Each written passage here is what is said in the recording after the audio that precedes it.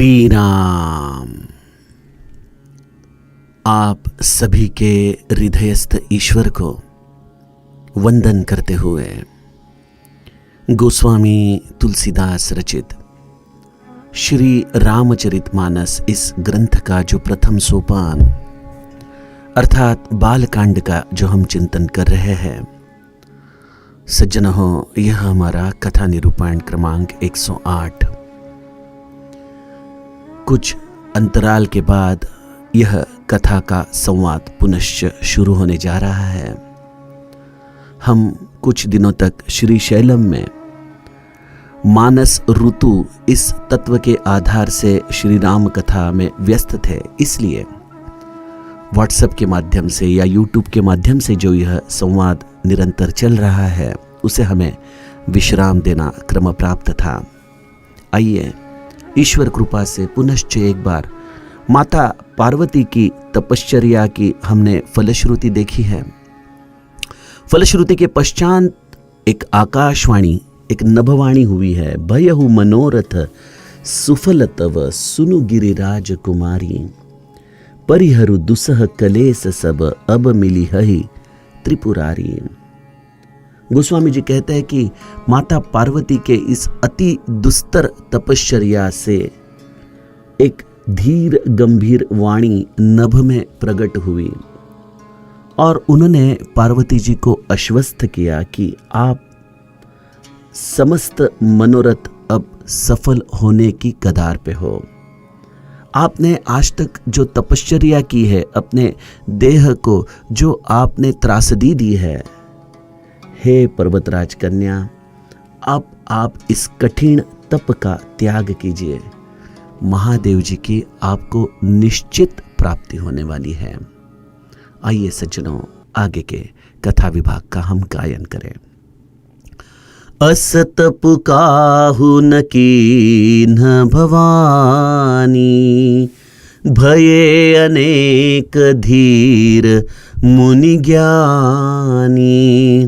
अब उर धरहु ब्रह्मा बरबानी, सत्य सदा संतत सुचि जानी।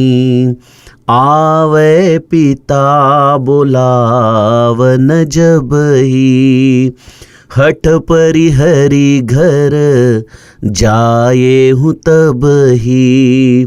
मिलही तुम्हि जब सप्तऋषि सा, जाने हूँ तब प्रमाण बागी सा। सुनत गिरा विधि गगन बखानी, पुलक गात गिरिजा हर्षानी। उमा चरित सुंदर मैं गावा, सुनहु शंभु कर चरित सुहावा। जब ते सती जाई तनु त्यागा, तब ते शिव मन भयउ बिरागा। जपहि सदा रघुनायक नामा, जहाँ तहाँ सुनहि राम गुण ग्रामा। चिदानंद सुख धाम शिव, विगत मोह मद काम। बिचरहि महि धरि हृदय हरि, सकल लोक अभिराम। सियावर रामचंद्र प्रिय हो।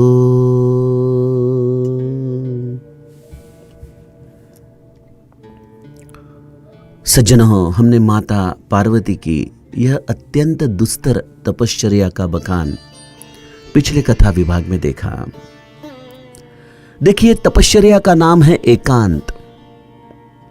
अपने आप से किया हुआ संवाद, इसका नाम है ईश्वर स्मरण। यहां पे किसी चीज का प्रदर्शन नहीं है, यहां पे हमारे स्वभाव का परिवर्तन है। पर्वतराज कन्या इस नाम के आधार से हमें यह शास्त्र यह विदित करता है कि हर देह वैसे देखा जाए तो पर्वत समान ही तो है। अपने देह की क्षुधा तृप्ति करना, अपने स्वयं के सुख के लिए तपस्या करना, यही तो हम जानते हैं। लेकिन तपस्या का मतलब है अपने इस संवेदना के द्वारा इस ब्रह्मांड के स्वामी की प्राप्ति के लिए अपने मन को तैयार करना। और इस देह बुद्धि के स्तर पर हमारी अवस्था ऐसी है कि हम हमेशा अपने तप का प्रदर्शन करना चाहते हैं। हम चाहते हैं कि कोई हमारे इस तपश्चर्या का दर्शन करे, हमें सराहना करे। यह एक तरह की लोकेशना हमें तपश्चर्या में हम स्वयं बाध्यता के रूप में खींच लाते हैं। लेकिन पार्वती माता के तपश्चर्या के उपरांत यह आकाशवाणी जो हुई है, इसका मतलब बिल्कुल साफ है, बिल्कुल साफ। आप जो नेक कर्म कर रहे हो बस आप करते रहो। इस नेक कर्म को इस विश्व में ऐसी कोई शक्ति नहीं है जो आपको आपके नेक कर्म को अनुल्लेख करते हुए, उसकी स्मृतियां अपने साथ न लेते हुए वह आपके नेक कर्म को बाईपास करे, इग्नोर करे, उसकी उपेक्षा करे। ऐसा हो ही नहीं सकता, हो ही नहीं सकता। देखिए शास्त्र कितना सुंदर है। शब्द का माध्यम है आकाश,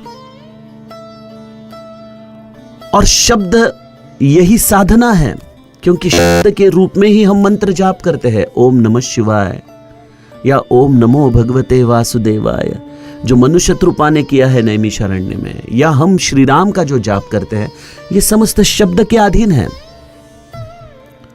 और शब्द आकाश में प्रवाहित होता है। आकाश भी शून्य तत्व है।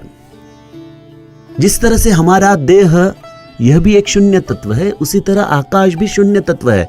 दोनों संवेदनाहीन हैं। लेकिन यह शब्द रूपी तपश्चर्या में जब इतनी संवेदना आ जाती है, इतना आर्जव आ जाता है, इतनी तड़प आ जाती है, तब देह की संवेदना जैसी जागृत हो, वैसे आकाश तत्व की भी संवेदना जागृत होती है। वह भी पिघल जाता है। आसमान कोई त्रयस्थ वस्तु नहीं रह सकता, जबकि वो निरंतर त्रयस्थ है। हम सद्गुरु की वंदना करते हैं तो उसे आकाश की तो उपमा देते हैं, उसे हम गगन की तरह ही तो कहते हैं कि वो निर्लेप है, निराकार है, वो व्यापक है। लेकिन अगर शास्त्र संशोधन किया जाए तो आकाश पंच महाभूतिक है। पृथ्वी, जल, वायु, तेज और आकाश, हम जानते हैं कि आकाश भी पंच महाभूतिक है। गगन समीर अनल जल धरनी, इन कई नाथ सहज जड़ करनी, वो जड़ है। लेकिन यह रिफ्लेक्शन है कि जब आपका नाम इतना सूक्ष्म हो जाए, इतनी तड़प आ जाए, तो वह संवेदना आकाश तत्व तक पहुंचती है। और इसलिए साधक को आकाश जैसा व्यापक होना पड़ता है, वृत्तियों को व्यापक करना पड़ता है। जब हमारी वृत्ति दोष विरहित हो जाए, जब हमारी वृत्ति स्वार्थ विरहित हो जाए, तभी वृत्ति आकाश के समान हो सकती है। और उस वृत्ति को व्यापक करने के लिए मन की सूक्ष्मता चाहिए। मन की सूक्ष्मता के लिए तपस्या चाहिए, उसके लिए स्मरण चाहिए। और जब यह स्मरण पूर्णतः आकाश रूप होता है, तब आकाशवाणी होती है। यह उसके पीछे का रहस्य है। यह कोई दंत कथा नहीं है। आज के युवान लोग कहेंगे कि अरे ये कैसे हो सकता है। देखिए, आकाश शब्दों का माध्यम है, यह तो आपकी टेक्नोलॉजी भी प्रूव करती है।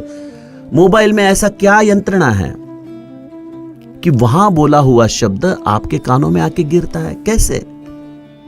कैसे? आप कहोगे कि वो नेटवर्क है और वो रेज आते हैं। अरे लेकिन उसका माध्यम क्या है भाई? उसका माध्यम तो आकाश ही है, और क्या है? तो शब्द का माध्यम है आकाश, ये ध्यान में रखना। और जिस तरह से हम व्यवहार में भी देखते हैं कि अगर व्यक्ति बिल्कुल निस्तेज शब्दों के साथ बात कर रहा हो, जिसमें कोई ममत्व नहीं है, केवल एक औपचारिकता के रूप में बात करता हो, तो वह संवेदना हमारे हृदय तक नहीं पहुंच सकती। उसी तरह से प्रेम विरहित, भाव विरहित आप कितनी भी साधना कीजिए, वह आकाश तत्व को पिघला नहीं सकती। इसलिए मेरे माऊली ज्ञानेश्वरी में कहते हैं, भावे विण भक्ति, भक्ति विण मुक्ति, बड़े विण शक्ति बोलू नयन। भाव के बिना किए हुई भक्ति। तो इसका अन्य अर्थ नहीं लिया जाए कि हमारे नामस्मरण में आज भक्ति का अभाव है, भाव का अभाव है, तो क्या हमें नामस्मरण लेना उचित है? मेरे गुरु कहते हैं कि जिस तरह से छाछ में मक्खन छिपा हुआ है, आप जितना उसको मंथन करोगे, वैसे वैसे इस दही में से, इस ताक में से, इस छाछ में से यह मक्खन ऊपर आएगा। उसी तरह से भाव विरहित नाम का उच्चारण ही नाम रूपी नवनीत को आपके हृदय में ले आएगा। वही प्रेम की भावना आपके हृदय में जागृत होगी। इसलिए हमेशा ये फॉर्मूला याद रखिए, quality always followed by quantity. आप बहुत संख्या में नाम जप कीजिए और फिर यह प्रेम रूपी नवनीत आपके हृदय में आप पा सकते हो। तो आकाशवाणी यह तपस्या की अंतिम प्रचिति है कि आपकी साधना पंच महाभूतिक तत्व के अंतिम संवेदनाहीन त्रयस्थ तत्व को जाके अब मिली है, और वहां पे उसके हृदय को उसने पिघलाया है, तब जाके यह वाणी प्रकट होती है।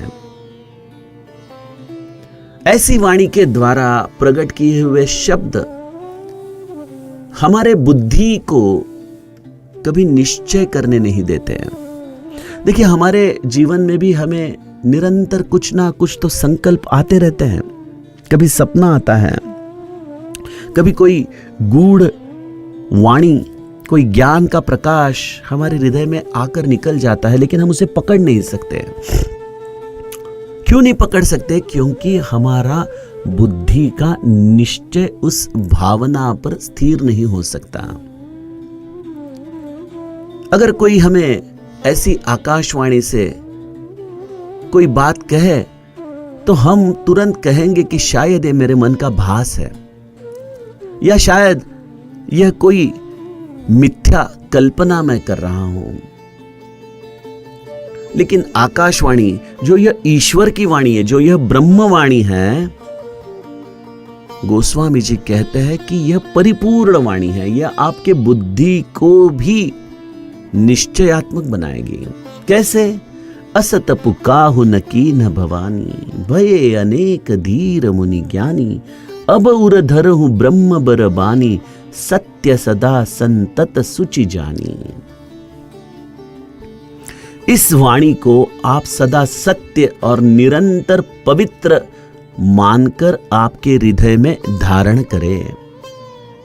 ब्रह्मदेव कहते हैं कि इस वाणी को आप सदा सत्य और पवित्र समझकर धारण करें, क्योंकि ब्रह्मदेव जानते हैं कि जीव तत्व बुद्धि का निश्चय नहीं कर सकता। इसलिए उन्होंने पार्वती के इस तपश्चर्या को सराहा है, और यह सराहना केवल मुंह देखी नहीं है। उन्होंने सत्य वचन कहा है, ब्रह्म वाक्य कहा है कि ऐसी तपश्चर्या ना कोई धैर्यवान, ना कोई मुनि, ना कोई ज्ञानी, ऐसे कई महापुरुष इस भूमंडल में आए और गए, लेकिन ऐसी तपश्चर्या पार्वती आज तक नहीं हुई है। ना भूतो ना भविष्यति, ना इसके पहले किसी ने ऐसी तपश्चर्या की है, और ना इसके आगे कोई ऐसी तपश्चर्या कर सकता है। यह मेरी वाणी आप सत्य समझिए। इस पवित्र वाणी को आप हृदय में धारण कीजिए। अगर आप कहेंगे कि इस वाणी की सत्यता क्या है, तो मैं आपको कुछ संकेत देता हूं। अगर वह संकेत सिद्ध होते हैं तो आप इस वाणी को सत्य मान लीजिए। देखिए, ईश्वर की यह वाणी किस तरह से हमारे हृदय के समस्त स्तरों पर विश्वास जागृति करती है। मन, बुद्धि, चित्त, अहंकार, यह अंतःकरण पंचक है। मन चंचल है, भ्रमात्मक है, वह हमेशा ऐसे हमारे हृदय में विचारों के विकल्प निर्माण कर सकता है। बुद्धि हर आने वाले मन के विचार को अपने अनुभव के साथ जोड़कर, स्मृतियों के साथ जोड़कर, अपने ज्ञान के साथ जोड़कर, अपने मति के अनुसार इन संकल्प विकल्प से कार्य करना है या नहीं करना है, इसका निर्णय कर लेती है। तो मन से बुद्धि, बुद्धि के द्वारा जो कर्म होते हैं, जो कर्मेंद्रिय कर्म करते हैं, उसके द्वारा जो संस्कार हम निर्माण करते हैं, उन संस्कारों की हार्ड डिस्क है चित्त। चित्त नामक जो चीज है वो बड़ी गहरी है, बहुत उसके अंदर स्मृतियां हैं, केवल इस जन्म की नहीं, अनंत जन्मों की है। देखिए, कभी कभी हम हमारे जीवनमान में ऐसे कोई प्रसंगों के साथ अनुभव करते हैं, हमें लगता है कि यह घटना मेरे साथ पहले भी हुई है, कहाँ हुई है, कैसे हुई है, वो याद नहीं आता, लेकिन हृदय में एक ऐसा भाव जागृत होता है कि मैं यहाँ पहले शायद आया हूँ और ये सब मैंने देखा है, मैंने अनुभव किया है, लेकिन पता नहीं, वो निश्चयात्मक स्मृति नहीं आती। ये कहाँ से आता है? ये हमारे चित्त से आया हुआ एक संवेदना का किरण है जो कहता है कि बेटा, यह स्थान तो केवल आज नहीं आया है, ये तो तेरा निरंतर यहाँ पे आगमन हुआ है, और ये व्यक्ति जो आज तू मिल रहा है, जो शायद तुझे नए लग रहे हैं, ये सब तेरे आत्मा के सखा है, वह निरंतर तुम्हारे साथ प्रवाहित है, और आप इस स्थान के साथ बिल्कुल वाकिफ हो, बिल्कुल आप इसको पहचानते हो। तो मन से बुद्धि, बुद्धि से चित्त, और चित्त से यह अहंकार, अर्थात मेरे अस्तित्व की जो भावना है। और साधना मन, बुद्धि, चित्त, अहंकार को जब दूर करे तब अंतःकरण में इस व्यापक रूप में प्रवेश करती है। तो सज्जनों, बड़ा मुश्किल है हमारे अंतःकरण की दृढ़ता किसी तत्व पर होना। इसलिए संत हमेशा नाम का महात्म्य क्यों कहते हैं, क्यों प्रभु रामचंद्र के भक्ति का महात्म्य उन्हीं शब्दों में, उन्हीं ग्रंथों के द्वारा क्यों फिर से दोहराया जाता है? क्योंकि वो जानते हैं कि हम श्रवण करेंगे, लेकिन श्रवण से निश्चय नहीं करेंगे। श्रवण के साथ हम संदेह भी लेंगे, और संदेह के कारण हम आचरण से चूक जाएंगे। पूज्य बापू कहते हैं कि हम चरण को बिल्कुल दृढ़ता से नमस्कार करेंगे, लेकिन उन चरणों को आचरण में नहीं उतारेंगे। ऐसी स्वतंत्रता हम अपने संदेह के कारण ही तो अनुभव करते हैं, अन्यथा एक बार शरणागत हो गए तो हम कहां स्वतंत्र हैं? हम तो उसके चरणों से बंधे गए हैं। अब हमें कोई सोच करने की जरूरत ही नहीं है। लेकिन ऐसी परिपूर्णता, ऐसी निश्चयात्मक बुद्धि जो भगवद गीता व्यवसायात्मिका कहती है, ऐसी निश्चयात्मक बुद्धि हमारी नहीं हो सकती, क्योंकि हमारे बुद्धि के ये जो 4 स्तर है, वहां कहीं ना कहीं तो संदेह, कहीं ना कहीं तो स्मृतियां हमें हमेशा डिस्टर्ब करती है, हमेशा कोई ना कोई तो विकल्प हमारे मन में ले आती है। इसलिए माता पार्वती को इस ब्रह्मवाणी ने समस्त स्तरों पर विश्वास जागृत किया। उन्हें तो सर्वप्रथम मन के स्तर पर एक प्रसन्नता प्रदान की कि आपकी तपश्चर्या परिपूर्ण हुई है, अब आप मन में कोई संकल्प विकल्प मत कीजिए। तो तुरंत बुद्धि कहेगी कि अरे ये तो ऐसी ही कोई वाणी हुई है। जैसे मनु और शत्रुपा को कई बार शंकर मिलने आए, कई बार विष्णु मिलने आए, लेकिन उन्होंने अपनी तपस्या नहीं खोई, वो निरंतर नाम जप में लगे रहे, क्योंकि उन्हें तो वह परम तत्व चाहिए था, उसकी अनुभूति उन्हें लेनी थी। तो सज्जनों, उसी तरह से माता पार्वती भी इस मन के संकल्प विकल्पों से परे है, लेकिन तुरंत बुद्धि के निश्चयात्मक स्तर पर यह वाणी कहती है कि आवय पिता बोलावन जबहि हट परिहरि घर जाय हूं तबहि। कुछ ही दिनों में आपके पिताजी आपको मिलने के लिए, आपको फिर से घर ले जाने के लिए यहाँ पर आएंगे, और तब आप किसी प्रकार की जिद न करते हुए पिताजी के साथ अपने घर जाइए। और जिस दिन आपके पिताजी यहाँ पर पहुंचेंगे तब आप मेरी इस वाणी को सत्य समझिए। अब देखिए, हम नाम जप कर रहे हैं एकांत में, किसी वन में। अस्तित्व की यह नभवाणी समस्त व्यवस्थाओं को चेतना देती है, समस्त व्यवस्थाओं को। क्या फिर हिमालय के घर में भी आकाशवाणी हुई होगी? आपको क्या लगता है कि हिमालय को भी आकाशवाणी सुनाई दे होगी? देखिए, हमारे घर में भी बिजली आती है, लेकिन हम बिजली को अनुभव नहीं कर सकते। हमारा बिजली का अनुभव एक ही है, प्रकाश, और प्रकाश के अंदर हम कर्म करते हैं। लेकिन अगर लाइट जाए तो तुरंत हमारा कर्म रुक जाता है, तो हमारा उसके साथ आने वाला अनुभव भी रुक जाता है। तो उसी तरह से यह आकाशवाणी माता पार्वती के यहाँ पे शब्द रूप में प्रकट हुई, जो अनुभव की उच्चतम अवस्था है।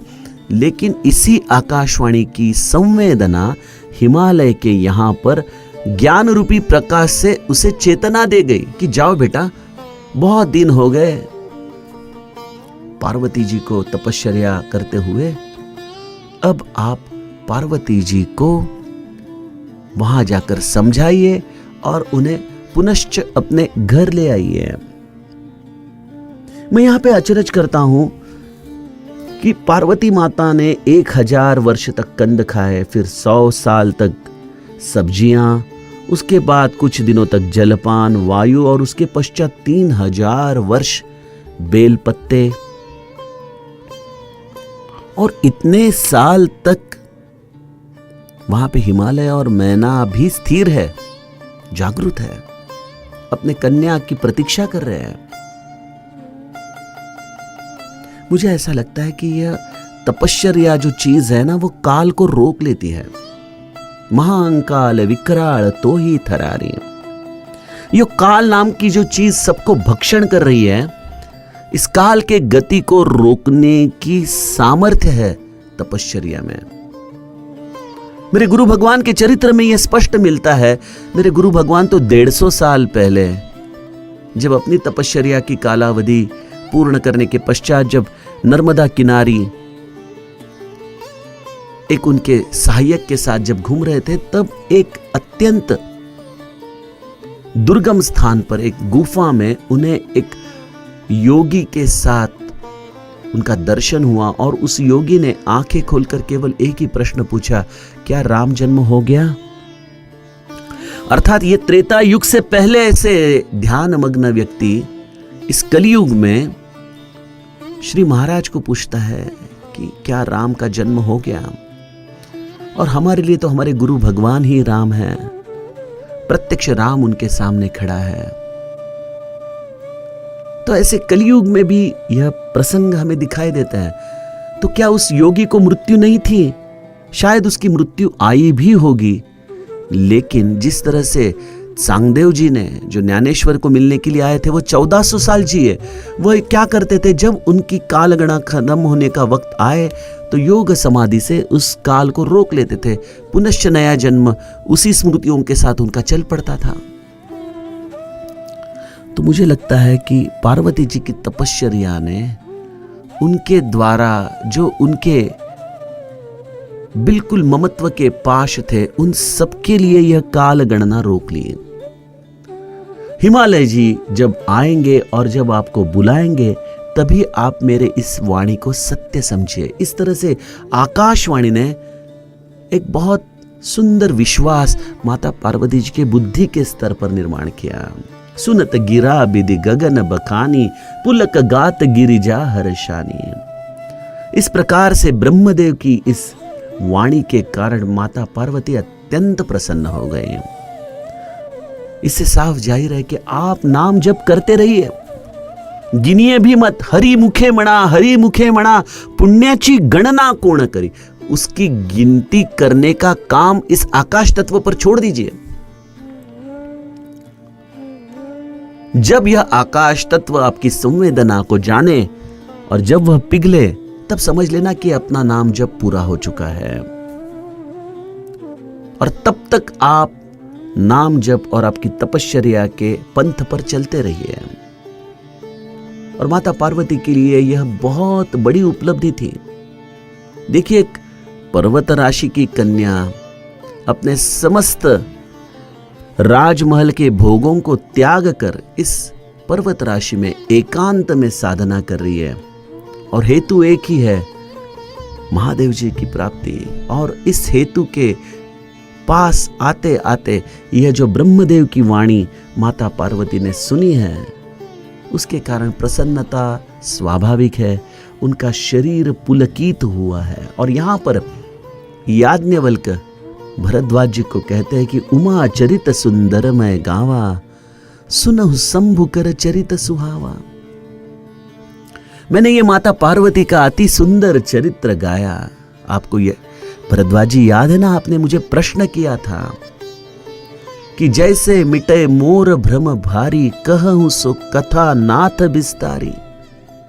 तो मैं विस्तार से आपको राम कथा में लिए चल रहा हूं, लेकिन उसके लिए मैंने शिव चरित्र आपके सामने रखा। उसमें माता सती और शिव जी का विरह, और उसके पश्चात माता पार्वती के इस जन्म की कथा, उसकी तपश्चर्या की कथा मैंने आपसे कही। यह अति सुंदर चरित्र मैंने गाया। अब देखिए महादेव जी की क्या अवस्था है, इसका मैं सुंदर चरित्र, मधुर चरित्र आपको सुनाता हूं। सुनहु शंभु कर चरित सुहावा। जब माता सती ने अपने देह का त्याग किया है इस दक्ष के यज्ञ में, गोस्वामी जी कहते हैं, जब ते सती जाई तनु त्यागा, तब ते शिव मन भयहु विरागा। जो स्वाभाविक वैराग्यशील थे, ऐसे महादेव जी परम वैराग्य होकर सती के इस विरह रूपी अवस्था में, इस भूमंडल में, इस ब्रह्मांड में विचरण कर रहे हैं। निरंतर रघुनाथ जी का जाप कर रहे हैं, और जहां पर भी राम नाम की कथा चल रही है, उसके गुणानुवाद की चर्चा चल रही है, वहां जाकर बस मौन धारण करके महादेव जी कथा श्रवण कर रहे हैं।